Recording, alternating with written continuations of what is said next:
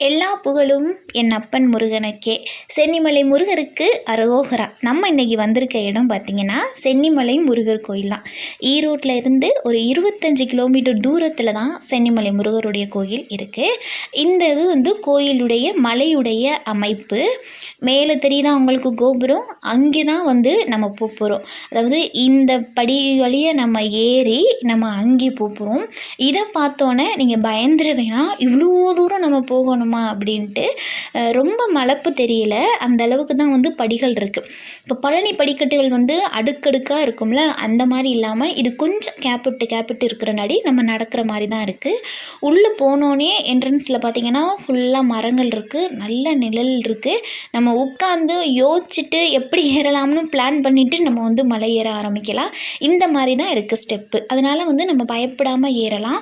Step எல்லாமே number போட்டு வச்சுருக்காங்க. நம்ம எத்தனை படிக்கட்டுகள் ஏறிட்டோம் அப்படிங்கிறது அதை பார்த்து ரெஸ்ட் எடுத்து நம்ம ஏறலாம். ஒன்றும் தப்பு கிடையாது. நம்ம எவ்வளோ கஷ்டப்பட்டு ஏறி வந்தாலும் இந்த இடத்துக்கு வரும்போது நம்மளுடைய கஷ்டம் எல்லாம் போன மாதிரி இருக்குது. இந்த இடத்துல மட்டும்தான் ஸ்டெப்பு கொஞ்சம் அடுத்தடுத்து நம்ம பழனி ஸ்டெப்பு மாதிரி இருக்குது. ஆனால் அதையுமே நம்ம இந்த வேலை பார்த்துக்கிட்டே நடக்கும்போது நம்மளுக்கு உண்மையிலே ஒன்றும் தெரியலை. குழந்தைங்கள்லாம் நிறைய பேர் நடந்து வந்தாங்க. அவங்கெல்லாம் ரொம்ப ஜாலியாகவே நடந்து வந்தாங்க. இது நான் போயிருந்தது ஞாயிற்றுக்கிழமை சஷ்டி அன்னைக்கு. அதனால் நல்ல கூட்டமாகவே இருந்தது. நம்ம இப்போ மலை மேலே வந்துட்டோம். இந்த வேல் பார்த்துட்டோம்னாவே நம்ம மலை ஏறி வந்துட்டோன்னு அர்த்தம். மேலே வந்ததுக்கப்புறம் ரெஸ்ட் ரூம் மேலே இருக்குது, அங்கே போகலாம். வர்ற வழி எல்லாமே தண்ணி இருக்குது. நம்ம பிடிச்சிக்கிற மாதிரி குடிக்கிறதுக்கு வேண்டிய தண்ணி இருக்குது. ரெஸ்ட் ரூம் இல்லை, படியில் ஸ்டெப்பில் ஏறி வரும்போது இல்லை. ஆனால் பழனியில் இருக்கும்ல, இங்கே அந்த மாதிரி இல்லை. இனிமேல் ஏற்பாடுகள் பண்ணினாலும் பண்ணுவாங்கன்னு நான் நினைக்கிறேன். மேலே ரெஸ்ட் ரூம் இருக்குது, அங்கே போயிட்டு நம்ம கோயிலில் போய் சாமி கும்பிடலாம்.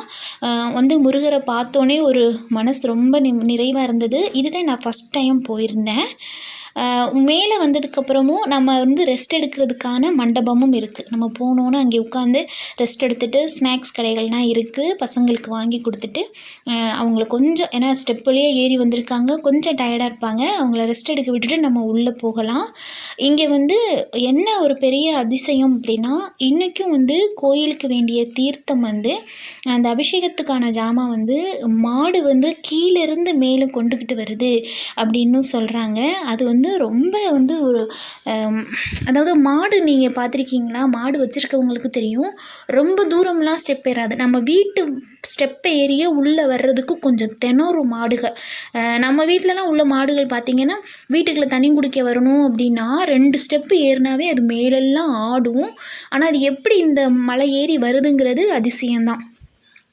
இந்த கதவு பாருங்கள், இது ஆங்கிலேயர்கள் காலத்தில் செய்யப்பட்ட கதவாக, அதாவது ஒரே மரத்தால் இந்த கதவு செஞ்சுருக்காங்க அப்படின்னு சொல்கிறாங்க. நம்ம கோயிலுக்குள்ளே வந்துட்டோம். அதாவது சென்னிமலை முருகருடைய கருவறைக்கு உள்ள இடத்துக்கு நம்ம வந்திருக்கோம். கோபுர தரிசனம் இங்கே பாருங்கள், கொடிமரம் இருக்குது. கோபுர தரிசனம் பண்ணிவிட்டு நம்ம உள்ளே வந்துட்டால் உள்ளே தேர் வசதியும் இருக்குது. உள்ளே ரொம்ப, அதாவது உள்ளே ஃபோன் அலோடு கிடையாது. அதனால் அமைதியாக சாமியை கும்பிட்டுட்டு வந்துடலாம். 2 சைடுமே முருகருக்கு 2 சைடுமே சிவபெருமான் இருக்காங்க, பார்வதி அம்மன் இருக்காங்க. முருகருடைய பின்புறம், கருவறைக்கு பின்புறம் கொஞ்சம் மலை ஏறி போய் நம்ம வள்ளி தெய்வானை அம்மாவை நம்ம பார்க்கலாம். அதாவது அமிர்தவள்ளி, சுந்தரவள்ளி தாயார் 2 பேருமே பின்னாடி இருக்கிறாங்க. கொஞ்சம் தூரம் நம்ம மலை ஏறி தான் போய் அவங்கள பார்க்கணும். அதனால் கொஞ்சம் தூரம் ஏறணுமே அப்படின்னு நினச்சிட்டு வந்துடாதீங்க. ரொம்ப தூரம்னா இல்லை, கொஞ்சம்தான் இருக்குது. போகிற வழிகள் எல்லாமே பார்த்திங்கன்னா இந்த மாதிரி கல்லை வச்சு அடுக்கி கட்டி வச்சுருக்காங்க. இது எதுக்காக கட்டி வச்சுருக்காங்க அப்படின்னா, வீடு கட்டணும் அப்படின்னு கட்டி வச்சுருக்காங்க அப்படின்னு சொல்கிறாங்க. போகிற வழி எல்லாமே நம்ம ஆளுக தான் ஃபேமிலியோடு உட்காந்து பழம் சாப்பிட்டுக்கிட்டு இருந்தாங்க. நம்ம மேலே வந்துட்டோம். வள்ளியுடைய கோயிலுக்கு வந்திருக்கோம். இதுக்கு மேலே வள்ளியுடைய கோயிலுக்கு மேலே கொஞ்சம் தூரம் நடக்கணும். அது வள்ளியுடைய கோயிலுக்கு விட கொஞ்சம் தூரமாகவே இருக்குது.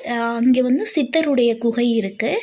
இப்போ போய் நம்ம வள்ளியம்மனை போய் கும்பிட்டுட்டு வந்துடலாம். 2 பேருமே இருக்கிறாங்க, ரொம்ப அமைதியாக சாந்தமாக இருக்கிறாங்க. அவங்கள ஃபஸ்ட்டு நம்ம வழிபட்டுட்டு வந்துடலாம்.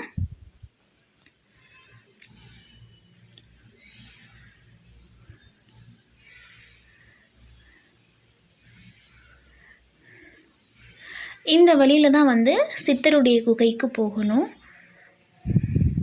சித்தருடைய குகைக்கு போகணும் அப்படின்னா இங்கே யார் இருக்கா அப்படின்னா பின்னாக்கு சித்தர் அப்படிங்கிறவர் இருக்கார். அதாவது அவருக்கு வந்து நாக்கு வந்து ரெண்டாக இருக்கும். அதன் மூலியமாக வந்து அவர் வந்து மக்களுக்கு வந்து ஒரு நல்ல தீர்ப்பு சொல்லுவார். அந்த நாக்கால் அவர் சொன்னார்னா அது நல்லபடியாக நடக்கும் அப்படின்னு சொல்கிறாங்க. இங்கே தான் அவருடைய ஜீவ சமாதி இருந்த இடமும் இருக்குது. அப்புறம் அவர் வந்து தவம் செய்த இடமும் இருக்குது. 2 இடமுமே வந்து சென்னிமலையில் இருக்குது. அதாவது சென்னிமலையிலிருந்து கொஞ்சம் தூரம் நம்ம நடந்து போகணும். இந்த இடம் வந்து சிவன் மலை. அதாவது சென்னிமலையிலிருந்து நம்ம பார்த்தோம்னா சிவன் மலை உங்களுக்கு தெரியுதா அந்த மலை. இந்த இடத்துலையே வந்து அவங்க போட்டிருக்காங்க சென்னிமலை வந்து அதாவது சிவன் மலை வந்து காட்சி அப்படின்னு போட்டிருக்காங்க. அருள்மிகு சிவன் மலை காட்சி அப்படின்னு இந்த இடத்துல இருந்து பார்த்தா தெரியுது நல்லாவே. இதை தாண்டி போனோம்னா நம்ம வந்து பின்னாக்கி சித்தருடைய தவம் செய்த இடத்துக்கு போகலாம். இங்கே வந்து ஃபுல்லாகவே வந்து பார்த்திங்கன்னா சங்கிலி கட்டி வச்சுருக்காங்க. அது எதுக்கு அப்படின்னா உடம்பு சரியில்லாதவங்க நேர்ந்துக்கிட்டு போய் அப்புறம் இந்த கால்கை வலி இந்த இழுப்பு அப்படியெல்லாம் இருக்குல்ல அவங்களாம் நேர்ந்துக்கிட்டு போய் வந்து சரியானதுக்கப்புறம் இங்கே வந்து சங்கிலி கட்டுவாங்களாம். இது வந்து அவர் தவம் செய்த இடம். பின்னாடி வந்து அவர் ஜீவ சமாதி அடைஞ்ச இடம் வந்து பின்னாடி இருக்குது. அங்கே தான் ஒரு குகை இருக்குது. அந்த குகை வழியை பழனிக்கு போகிறதுக்கான குகை தான் அது அப்படின்னு சொல்கிறாங்க. நம்ம வந்து சின்ன பிள்ளை நம்ம வந்து படத்துலலாம் பார்ப்போம்ல குகை வழியே போவாங்கன்னு. இது வந்து ரொம்ப நாள் வந்து பயன்பாட்டில் இருந்தது அப்படின்னு தான் சொல்கிறாங்க. இப்போ தான் வந்து அதை வந்து க்ளோஸ் பண்ணி வச்சு எல்லா பெரிய பெரிய கோயில்கள்லையுமே குகைகள் இருக்குது அப்படிங்கிறாங்க. அதை நினச்சி பாருங்கள். இது எவ்வளோ பெரிய மலை சென்னிமலை 1320 படிகள் விழுந்தது.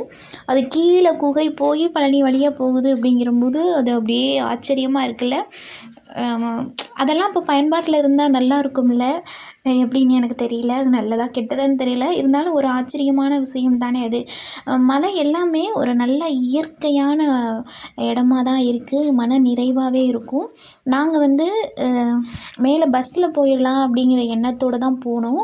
அதுவும் நல்ல 12 மணி உச்சி வெயிலில் தான் கிளம்பி போயிருந்தோம். அங்கே போனால் பஸ் வசதி இல்லைன்ட்டாங்க. செவ்வாய்க்கிழமை மட்டும்தான் வந்து பஸ் வசதி இருக்குது அப்படின்ட்டாங்க. நிறைய பேர் வந்து ரொம்பவே வருத்தப்பட்டாங்க. ஏன் இப்படி பண்ணுறீங்க அப்படின்ட்டு. மேலே வந்து வேலைப்பாடுகள் நடந்துக்கிட்டு இருக்குது. அதனால் வந்து ஸ்டாப் பண்ணி வச்சுருக்கோம். செவ்வாய்க்கிழமை மட்டும் அன்றைக்கி ஃபுல் டேயும் வந்து அந்த வசதி இருக்குது அப்படின்னு சொன்னாங்க. நாங்கள் வரும்போது ஒரு அருமையான காட்சி முருகர் கொடுத்துருந்தாரு. மயில் வந்து நல்ல அப்படியே தோகையை விரித்து ஆடுனது. அதை பார்க்கும்போது அவ்வளோ ஒரு மகிழ்ச்சியாக இருந்தது. நம்ம சென்னி மலையில் தான் வந்து கந்தசஷ்டி கவசம் வந்து அரங்கேற்றம் செய்த இடம் வந்து நம்ம சென்னி மலையில் தான் அப்படின்ட்டு. அதை வந்து பாடல் வந்து பாடியது வந்து திருச்செந்தூரில் இருந்தாலும் அதை அரங்கேற்றம் செய்த இடம் வந்து சென்னிமலை அப்படிங்கிறாங்க. அந்த பெருமை நம்ம சென்னிமலைக்கு தான் இருக்குது. எப்போதுமே முருகர் நம்மளுக்கு துணையாக இருக்கணும் அப்படிங்கிற அந்த நம்பிக்கையோடு நம்ம வந்து இன்றைக்கி கிளம்பலாம். என்னுடைய வீடியோ வந்து உங்களுக்கு பிடிச்சிருந்தா என்னுடைய சேனலை வந்து சப்ஸ்கிரைப் பண்ணிக்கிங்க. இது வரைக்கும் பொறுமையாக வீடியோவை பார்த்ததுக்கு ரொம்ப நன்றி.